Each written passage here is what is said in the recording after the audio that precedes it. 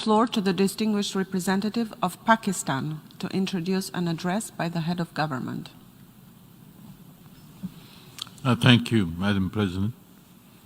Madam President, I have the honor and privilege to introduce the pre-recorded address of His Excellency Mr. Imran Khan, Prime Minister of the Islamic Republic of Pakistan, to the 75th session of the General Assembly. Mr. President, Secretary General, Excellencies, ladies and gentlemen, I'm honored to address the United Nations General Assembly once again. I congratulate His Excellency Mr. Volkan Bozkır on his election as the President of the 75th session of the General Assembly. We also appreciate the skillful leadership of the outgoing President, His Excellency Tijani Mohammad Bande, especially during the COVID-19 crisis. We commend the leadership of the Secretary General in these extremely turbulent times. Mr. President, since my government assumed office, our consistent effort has been to fundamentally transform Pakistan. We envisage Naya Pakistan to be modeled on the principles of the state of Medina, established by a holy prophet, Muhammad sallallahu alaihi wasallam. A just and humane society where all government policies are directed at lifting our citizens out of poverty and creating a just and equitable dispensation. To achieve this goal, we need to have peace and stability. Thus, our foreign policy aims to have peace with our neighbors and settle disputes through dialogue. Mr. President, the 75th anniversary of the United Nations is an extremely important milestone, as this is the only body in the world that can help us achieve our goals of peace and stability in our neighborhood. This is also time for us to reflect whether, as the United Nations, we have been able to realize the promise we collectively made to our peoples. Today, the foundations of the world order, non-use of or threat of unilateral force, self-determination of peoples, the sovereign equality and territorial integrity of states, non-interference in their internal affairs, international cooperation. All these ideals are being systematically eroded. International agreements are being flouted and set aside. Renewed great power rivalries are leading to a new arms race. Conflicts are proliferating and intensifying. Military occupation, illegal annexations are suppressing the rights of human beings to self-determination. According to the respected professor Noam Chomsky, mankind is at even a greater risk than it was before the First and Second World Wars in the last century.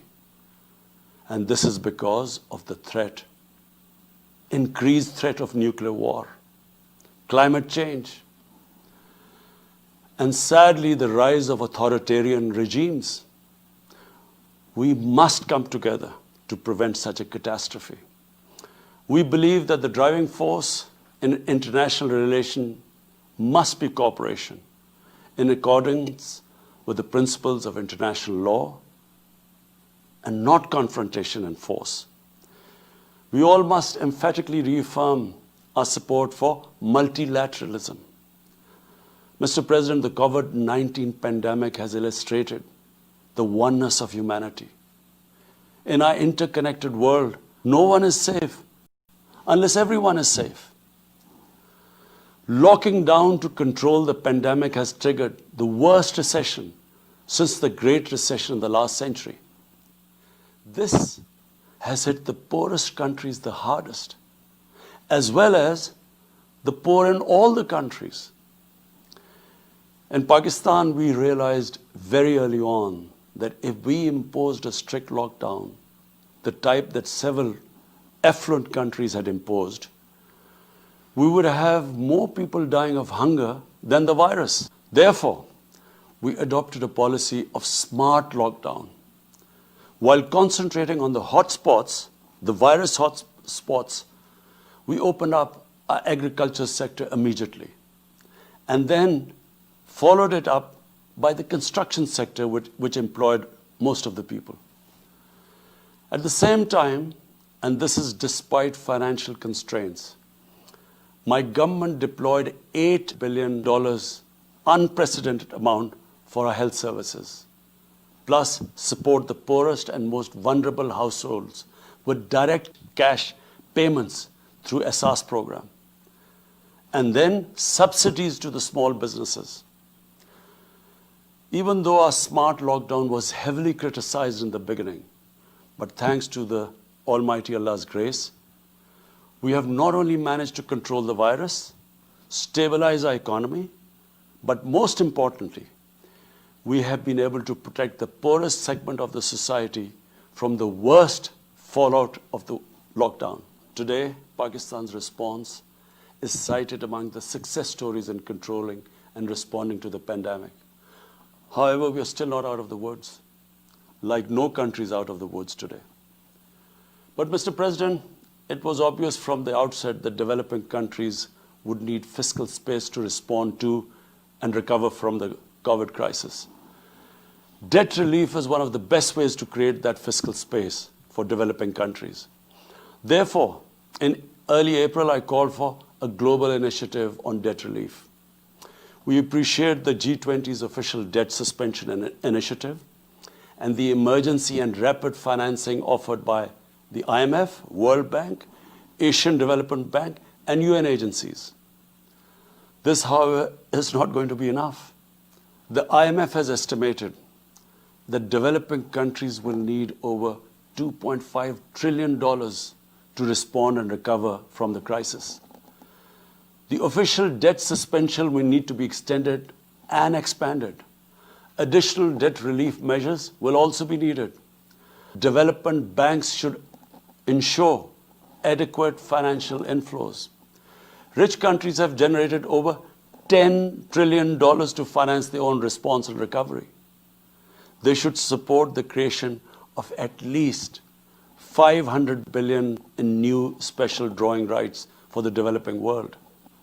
Mr. President, in my address to the General Assembly last year, I had highlighted the tremendous damage that illicit financial flows from developing countries to rich countries and to offshore tax havens cause. This leads to the impoverishment of the developing nations.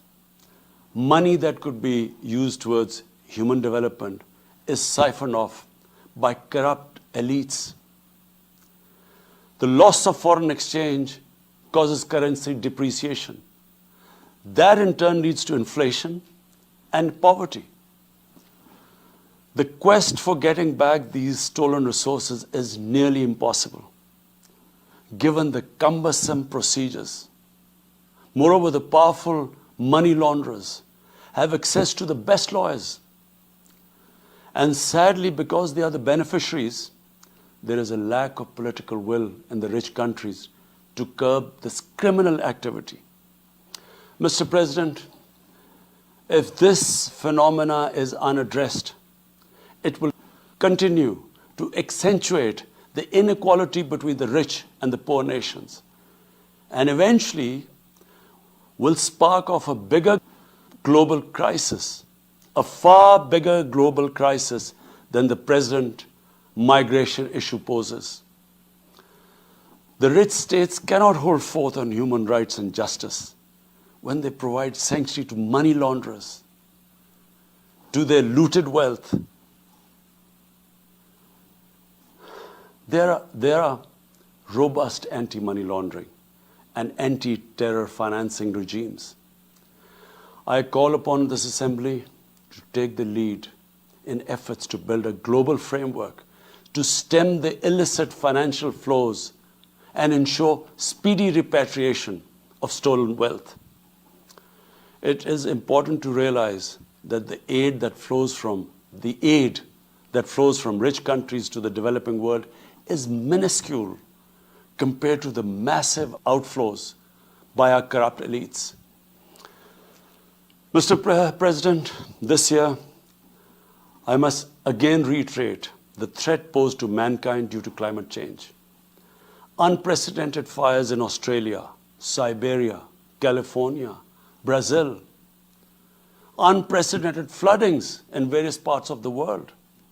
Record temperatures, even in the Arctic Circle. This should make all of us worried for our future generations. Commitments made through the Paris agreements must be fulfilled. In particular, the commitment to mobilize $100 billion annually as climate finance. Pakistan's contribution to carbon emissions is minimal, but it is one of those countries most affected by climate change. Yet, we have decided to take the lead as we consider addressing climate change a universal responsibility. We have launched an extremely ambitious program to plant 10 billion trees in the next 3 years as a contribution to mitigating the effects of climate change. Mr. President, the pandemic was an opportunity to bring humanity together.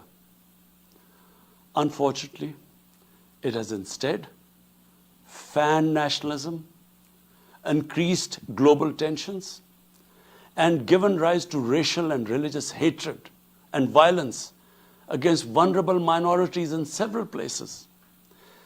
These trends have also accentuated Islamophobia. Muslims continue to be targeted with impunity in many countries. Our shrines are being destroyed. Our Prophet Muhammad sallallahu alaihi wasallam insulted. The Holy Quran burnt. And all this in the name of freedom of speech. Incidents in Europe, including republication of blasphemous sketches by Charlie Hebdo, are recent examples. We stress that willful provocations and incitement to hate and violence must be universally outlawed. This assembly should declare an international day to combat Islamophobia and build a coalition to fight the scourge that splits humanity. Mr. President, the one country in the world today where I'm sad to say the state sponsors Islamophobia, and that is India. The reason behind this is the RSS ideology that unfortunately rules India today. This extremist ideology was founded in the 1920s. The RSS founding fathers were inspired by the Nazis, and they adopted their concepts of racial purity and supremacy. While the Nazis' hate was directed at the Jews, the RSS directs it towards the Muslims and to a lesser extent, the Christians. They believe that India is exclusively for Hindus and others are not equal citizens. The secularism of Gandhi and Nehru has been replaced by the dream of creating a Hindu Rashtra by subjugating, even cleansing India's 200 million Muslims and other minorities. In 1992, the RS destroyed the Babri Masjid. In 2002, some 2,000 Muslims were slaughtered in Gujarat, and this was under the watch of Chief Minister Modi. In 2007, over 50 Muslims were burnt alive by RSS arsonists aboard the Samjhota Express train. In Assam, around 2 million Muslims face the prospects of being arbitrarily stripped of their nationality through the adoption of discriminatory laws. There are reports of large concentration camps being filled by Muslim Indian citizens. Muslims were falsely blamed, vilified, and victimized for spreading the coronavirus. They were denied medical attention on many occasions. Their businesses were boycotted. Cow vigilantes attack and kill Muslims with impunity. Last February, Muslims faced targeted killings with police complicity in New Delhi. Mass registrations in the past have often been a precursor to genocide. For example, the Nuremberg laws in Germany in 1935, and then in 1982 in Myanmar. The Hindutva ideology is set to marginalize almost 300 million human beings, Muslims, Christians, and Sikhs. This is unprecedented in history, and this does not augur well for the future of India. As we all know, that marginalization of human beings leads to their radicalization. Mr. President, for over 72 years, India has illegally occupied Jammu and Kashmir against the wishes of the Kashmiri people and in blatant violation of the resolutions of the Security Council and indeed its own commitments to the people of Kashmir. On 5th August last year, India illegally and unilaterally sought to change the status of the occupied territories and deployed additional troops, bringing the total number to 900,000, to impose a military siege on 8 million Kashmiris. All Kashmiri political leaders were incarcerated. About 13,000 Kashmiri youth were abducted and thousands tortured. A complete curfew was imposed, accompanied by a total communications blackout. Indian occupation forces have used brute force, including pellet guns against peaceful protesters, imposed collective punishments, including the destruction of entire neighborhoods, and extrajudicially murdered hundreds of innocent young Kashmiris in fake encounters, refusing even to hand over their bodies for burial.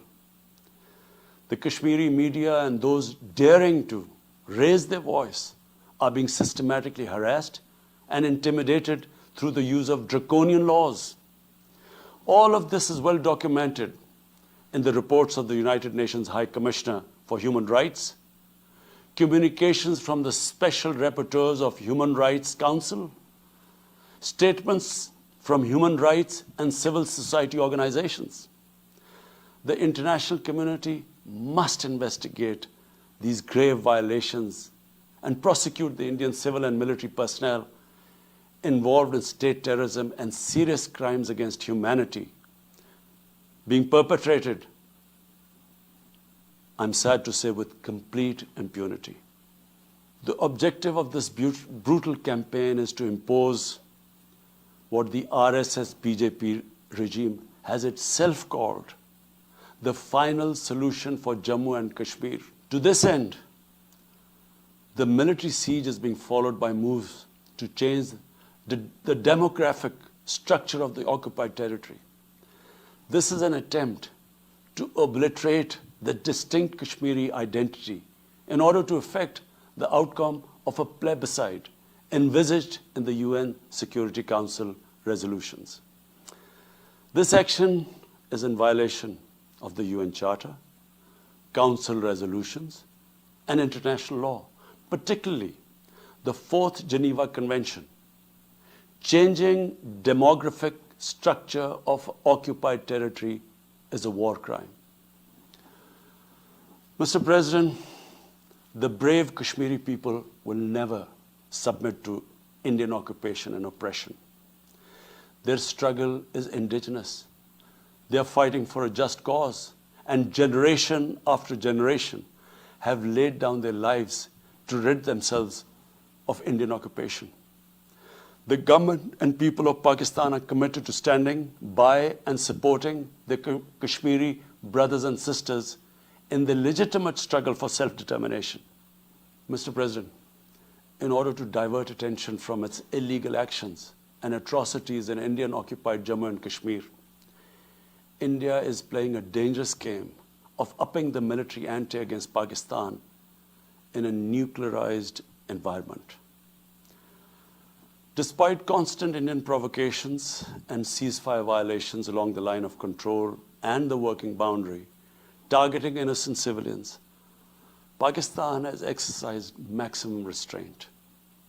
We have consistently sensitized the world community about a false flag operation and another ill-conceived misadventure by India. My parents, Mr. President, were born in the colonial India, and I was the first generation that grew up in an independent Pakistan.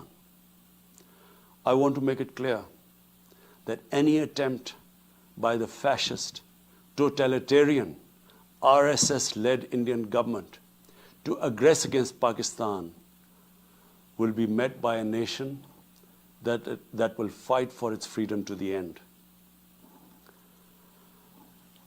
Mr. President, there will be no durable peace and stability in South Asia until the Jammu and Kashmir dispute is resolved on the basis of international legitimacy. Kashmir has been rightly described as a nuclear flashpoint. The Security Council must prevent a disaster conflict and secure the implementation of its own resolutions, as it did in the case of East Timor. The Council has considered the situation in Jammu and Kashmir 3 times in the past year. It must take appropriate enforcement actions. It must also take steps to protect the Kashmiris from an impending genocide by India. Pakistan has always called for a peaceful solution. To this end, India must rescind. To reach this end, India must rescind the measures it has instituted since 5th August 2019, end its military siege and other gross human rights violation, and agree to resolve the Jammu and Kashmir dispute in accordance with the relevant UN Security Council resolutions, and of course, the wishes of the people of Kashmir. Mr. President, Pakistan's desire for peace in our region is also manifest in our efforts to promote a political solution in Afghanistan. I have consistently maintained over the past 2 decades that there is no military solution to the conflict in Afghanistan. The only way forward was and is a political settlement, which involves the full spectrum of Afghanistan's political actors. Pakistan fully facilitated the process that culminated in the US-Taliban peace agreement on 29 February 2020. Pakistan is deeply gratified that it has fulfilled its part of the responsibility. The Afghan leaders must now seize this historic opportunity to achieve reconciliation and restore peace in the war-torn country. Through the intra-Afghan negotiations that commenced on 12th of September, they must work out an inclusive, broad-based, and comprehensive political settlement. The process must be Afghan-led and Afghan-owned, and without any interference or outside influence. Early return of Afghan refugees must be part of this political solution. After almost 2 decades of war, it is imperative not to allow spoilers within and outside Afghanistan to subvert the peace process. Peace and stability in Afghanistan will open new opportunities for development and regional connectivity. Mr. President, Palestine remains a festering wound. A just and lasting settlement is indispensable for the Middle East and actually the world.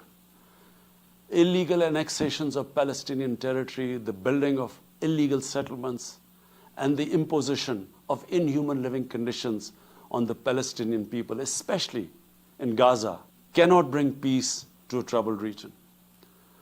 Pakistan continues to support a 2-state solution in line with the UN General Assembly and Security Council resolutions within the international agreed parameters, and they are pre-1967 borders, and Al-Quds, Al-Sharif as the capital of a united, contiguous and independent Palestinian state. Mr. President, the United Nations remains the best legitimate avenue for collective action in managing international conflicts, fostering peace and security, promoting equitable development, and addressing global problems. I urge the Secretary General to take the lead in preventing global conflicts.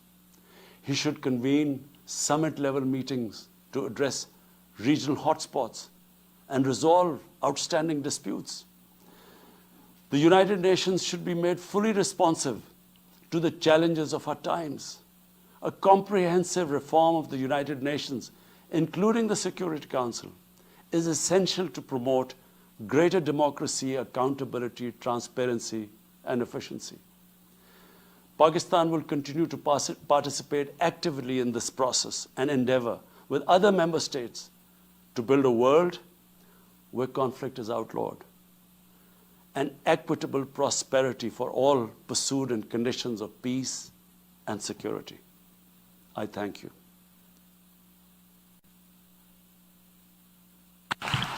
On behalf of the General Assembly, I wish to thank the Prime Minister of the Islamic Republic of Pakistan for the statement just made. I now give the floor to the distinguished representative of